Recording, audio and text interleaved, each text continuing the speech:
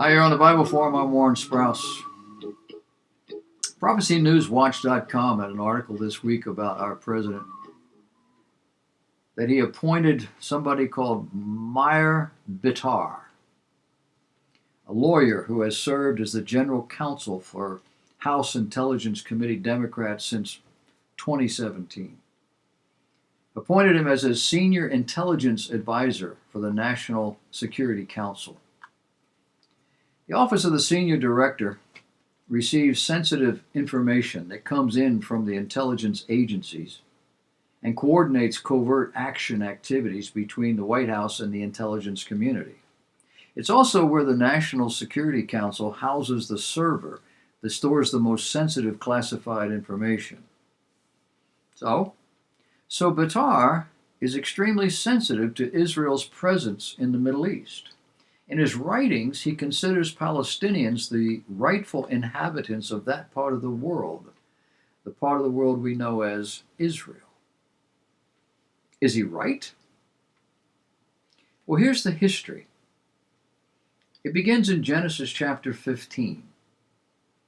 That's a little over 2018 BC, more than 4,000 years ago. From the one true God of heaven, Genesis 15, verse 18, he said, "Unto thy seed have I given this land." Talking to Abraham. From the river of Egypt, the Wadi el Arish, unto the great river, the river Euphrates, a portion of land inhabited by 19 of the Kenite and Kenizzites and Cadmonites. I take that back. That's the verse number 19. There were 19 of them. Inhabited by the Kenite, the Kenizzites, and the Cadmonites, the Hittites, the Perizzites, the Rephaim, the Amorite, the Canaanite, the Girgashite, and the Jebusites. The Gaza Strip falls within the land God gave Israel, somewhere around 2000 BC. That portion of land, which includes what we know as the Gaza Strip, was inhabited by what are called Proto-Canaanites in about 4500 BC. A Canaanite settlement in 1200 BC. This from the river of Egypt, Wadi el Arish, which is a diagonal line running from the northern tip of the Red Sea to the southern edge of the Gaza Strip, north to just about the northern border of Syria, which includes Syria, Lebanon, and parts of Jordan. That makes the inhabitants of Gaza, at best, guests of Israel. The Old Testament character Samson lived in Gaza with his parents, suggesting there was a sizable representation of Jews at that time. Israel's national heritage dates back to about 900 BC, when the Gaza was largely Philistine. These were the days just after Moses, the days of Joshua.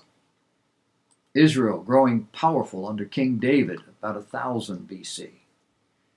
And Philistines were Israel's enemies. In 604 BC, it was subjugated by the Assyrians. The Egyptians made several attempts at claiming this narrow strip of land, but it never worked. In 332 BC, we've got Alexander the Great. And after him came Rome in the late 2nd century, then the Byzantine Empire in the 7th century AD. In the 20th century, it was the Ottomans. 1538, Suleiman the Magnificent rebuilt Jerusalem, designating the Dome of the Rock as sacred to all Muslims. Napoleon in 1799, Muhammad Ali in 1834. No, not the boxer. Ottoman Empire. In 1897, the First Zionist Congress, Israel was granted a homeland in Palestine. After rule by the Ottoman Empire ended in World War I, the Gaza area became part of the League of Nations mandate of Palestine under British rule.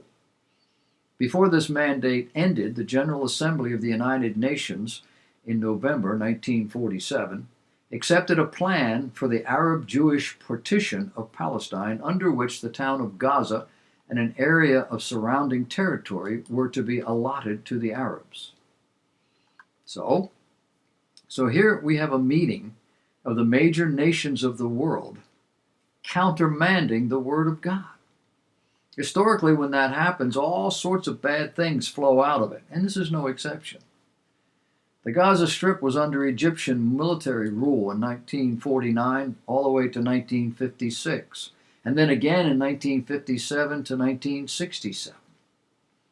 From the beginning, the area's chief economic social problem was the presence of large numbers of Palestinian Arab refugees living in extreme poverty in squalid camps. The Egyptian government did not consider the area part of Egypt and did not allow the refugees to become Egyptian citizens or to migrate to Egypt nor to other Arab countries where they might be integrated into the population. Why? Well, it could be they were uneducated, largely uncouth, not predisposed to working for a living, and dangerous. Israel didn't allow them to return to their former homes or to receive compensation for their loss of property. Why? They were dangerous, sworn enemies of Israel. They had no skills, no predisposition to work. Well, how'd they know that? Well, they saw how these people were living for the last several decades. The refugees were maintained largely through the aid of the United Nations program called UNRWA. Officially, the United Nations Relief and Works Agency for Palestine Refugees in the Near East.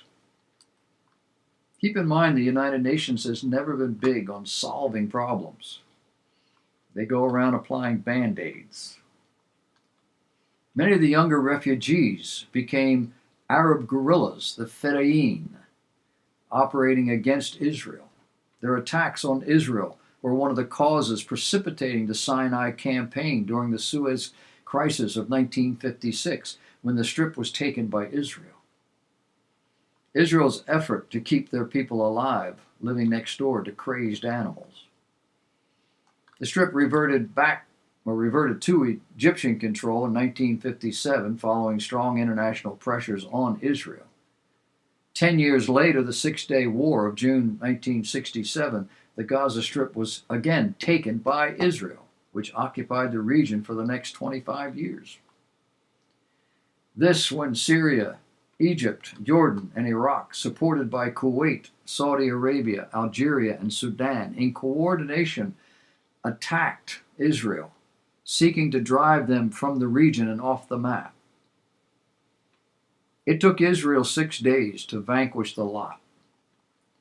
In December 1987, rioting and violence in the street, clashes between Gaza's Palestinians and occupying Israeli troops marked the birth of an uprising that came to be known as the Intifada. That's Arabic for shaking off. In 1994, Israel began a phased transfer of government authority in the Gaza Strip to the Palestinian Authority under the terms of the Oslo Accords that were signed by Israel and the Palestine Liberation Organization. The fledgling Palestinian government was led by Yasser Arafat. And here we are, an Arab-Egyptian mix of peoples, blaming Israel for everything. And all Israel has is God, the creator, sustainer of the universe, who directed Israel to this spot. That the Arabs' God, Allah, does not approve, demonstrates he to be a different God, not the God of the Bible, as Muhammad said. That's what's going on in the Middle East. You want to try a hand at fixing it?